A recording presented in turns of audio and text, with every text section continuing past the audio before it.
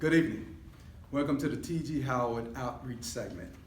I am Sammy Poindexter, and I am here today with Mr. Jeff Worrell. How are you doing? I'm doing good, thank you. Good. Well, we're going to just have you talk a little bit about yourself and the position you are seeking in the Pulaski County election. Okay, well, I'll start with the obvious. My name is Jeff Worrell, and I am running for the Pulaski County Board of Supervisors in Robinson District.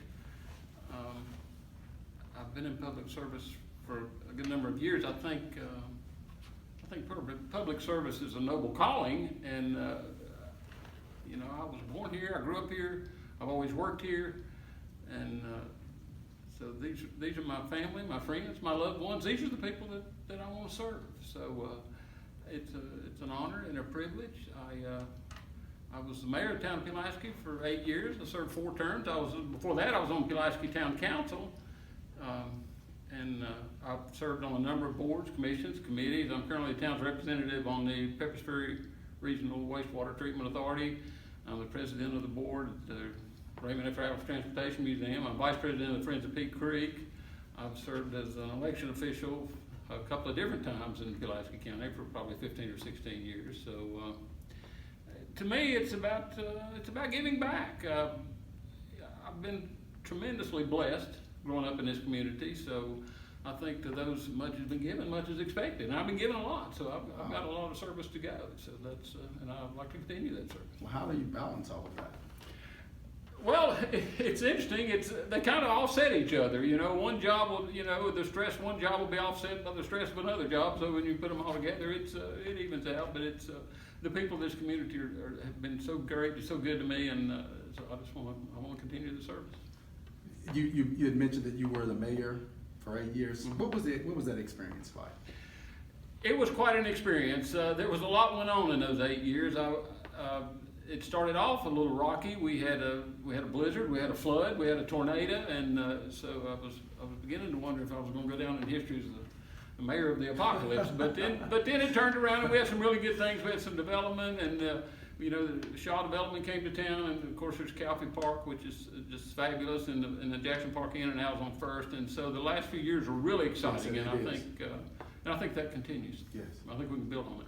Yes. Okay. Good.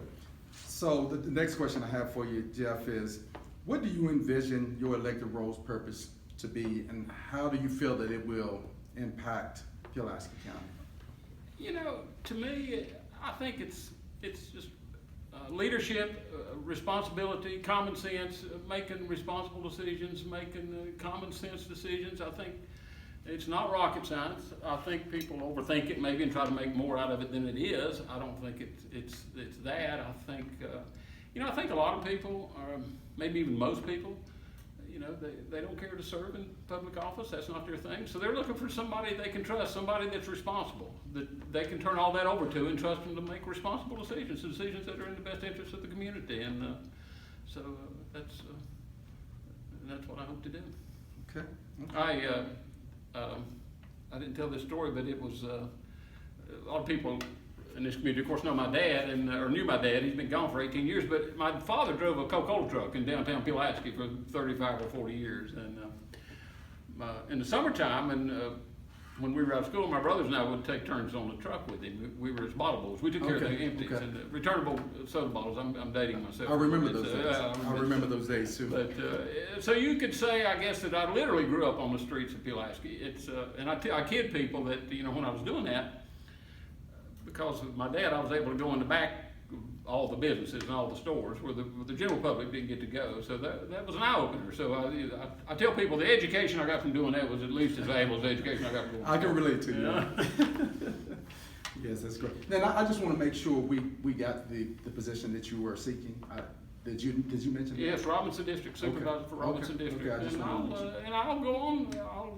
I'll even go on and say a couple of things about my opponent. I'm running against Charlie Bopp, and Charlie and I have been friends for years, and that's not going to change. Charlie's a great guy, and he's certainly done his part in serving his community, and I wish him well. Okay, good. All right. So the third question is, third and last question is involving community involvement. In recent months, a grassroots movement to increase historical awareness and affect positive change in response to community needs in Pulaski County has grown. Some of the examples of these are the Calfee Training School Project, which is set to revitalize and repurpose its space to preserve items of cultural importance and address childcare needs in our community. The other is the Adair Theater Project Group. Its mission is to provide outreach and entertainment through the arts. And finally, the T.G. Howard Community Center, Inc., and that is us here. Its purpose is to invest and enrich the lives of residents in our community. The question I have for you is, what are your thoughts on these efforts? And how would you play a role in encouraging and supporting these projects as an elected official and even more importantly, as a private citizen? You really touched a nerve there. I love that. I love those projects that you were talking about because I'm a history guy, and I mentioned I was board chairman at the Ratcliffe Museum, and so I'm very much dedicated to the history of the community, preserving that history. I don't know how you can effectively govern a community if you don't know its history and the roots of the people that live there. To go forward, you have to know where you've been, and so I don't know how you could govern without doing that. And I know I couldn't. So, but I'm fascinated by the history of this community, and I'm so excited about the Calfee Training Center, and the T.G. Howard Community Center.